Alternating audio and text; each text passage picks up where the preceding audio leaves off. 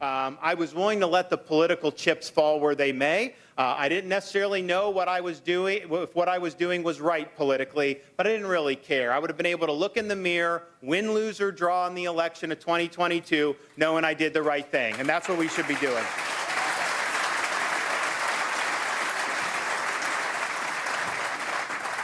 If you ask people moving into Florida, why are you doing it? Yeah, the taxes, they would have said. But honestly, we've always had much lower taxes than California, New York, Illinois, these places. They would say, get out of the COVID insanity. But one of the top things people would mention is public safety.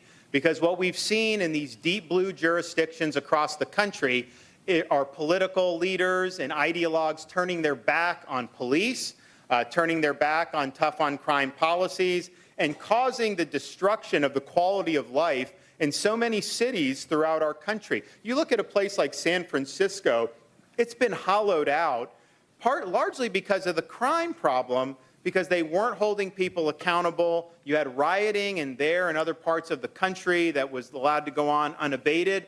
And if people don't have their physical safety, then you don't have anything. What is the economy, education, and all that going to amount to if you don't have personal and physical safety? So it was a huge thing for Florida to be unabashedly a law and order state. I remember seeing the riots in Minnesota, started to see it percolate throughout the country. We didn't waste any time in Florida. I activated the National Guard, had them on standby, ready to go, because we were not going to let cities in Florida burn to the ground. We were going to make sure to stop it if it happened, and of course it didn't end up happening.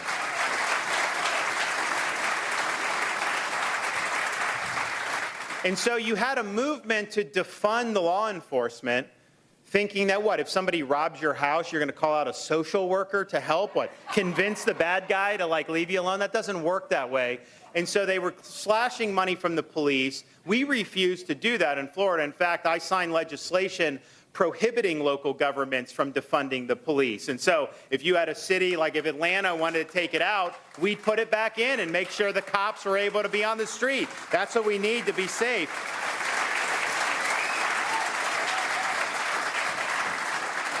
And we've also, since then, because some of these police officers are treated horribly across the country in some of these places. And so what we did in Florida was we said, we're going to do a $5,000 signing bonus for any new recruit. So we got people coming from New York City, Chicago, Philadelphia. They come to Florida. They're in Bradenton or Sarasota or Miami, and they get right off the top $5,000 for signing up. People are flooding to our state in law enforcement, and I think we're probably going to have the strongest law enforcement in America within the next couple years. So it works. One of the things we did, though, legislatively after the summer, these BLM riots was, we're like, you know what, the left is fomenting a lot of this. I don't think this is going to be the end of it. I think they're going to find reasons in the future. So we passed anti-rioting legislation, which said very simply, if you riot, if you loot, if you're engaged in mob violence in the state of Florida, we are not going to treat you like they do in Portland, where they riot, they slap them on the wrist, take their mugshot, and put them right back on the street. No, in Florida, if you're doing those things, you're not getting a slap on the wrist. You're getting the inside of a jail cell, because we're going to hold you accountable.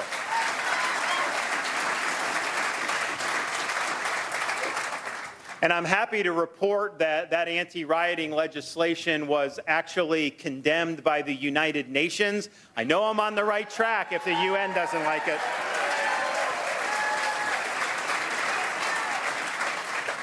You also have seen a rise of soft on crime policies. And so there's states that have eliminated cash bail. So you have criminals will be charged, they'll go in front of a court, and then they just get released right back on the street. So it ends up happening before they even do a guilty plea or even have a trial, they're committing multiple more crimes out on the street. Cops have to risk their lives to apprehend these people again, and there's more people that are victimized. It's insane that they're doing it, but they are doing it. They also have policies in place to release criminals from prison early. And these are people that have not been rehabilitated. They go back on the street, and the first thing they do is reoffend. You saw this person working for Rand Paul that just got stabbed. That was somebody that was released when they should have been behind bars. So we've rejected all of that in Florida and make sure that if you do the crime, you do the time, and that's the way it's got to be. But to top it all off, I think what's really made crime go out of control is you've seen the election of left-wing prosecutors, oftentimes funded by people like George Soros, and they get into office and they say, you know, we are going to pursue not the rule of law, but social justice, whatever they consider to be social justice. So that means if there are laws they don't like, they just simply don't enforce it. I met a guy from San Francisco. He moved out of it. Someone broke into his house, and the cops came, and he reported. They're like, do you want to press charges? And he's like, of course. They're like, well, they're not going to bring the charges. Why would you even bother doing it? And I'm thinking to myself, someone breaks into your house and the prosecutor won't bring charges? There's people that get mugged in LA in broad daylight. They won't necessarily bring charges. And so a prosecutor cannot be a law unto himself. If you get elected to be a prosecutor, you owe a duty to faithfully enforce the law. And if you don't like a law, it's a free country, but the way to deal with it isn't to not enforce the law as a prosecutor. It's to resign your post, run for the legislature, and then try to change it the constitutional way and the appropriate way. And I am the only governor in America who, when we had a prosecutor funded by Soros in Tampa that said he wasn't going to enforce certain laws that he didn't like, I'm the only governor that has removed a Soros prosecutor from his post.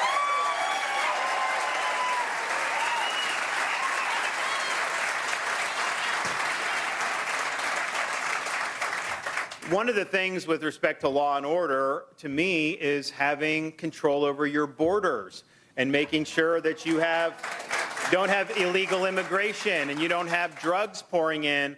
And I think every state in the country has seen the challenges posed by the massive amounts of fentanyl that are pouring into our community. It's coming across the border by the drug cartels. And the thing about the fentanyl is, you know, they're putting it in candy, they put it in different types of other drugs. And like, not that these young people should be doing any of this, but they'll be doing drugs that typically wouldn't lead to a fatal outcome. But if it's laced with fentanyl, that could be the end of it for their whole lives. And they can overdose and die just by making one mistake. And so the stakes are very high for some of the stuff that's out on our streets. We're working hard in Florida to educate. My wife, Casey, our First Lady in Florida, is doing stuff to educate school children, particularly high school students, about the dangers posed by fentanyl in this epidemic. But at the end of the day, the reason this is coming across is because you have a president that doesn't care about having a secure border.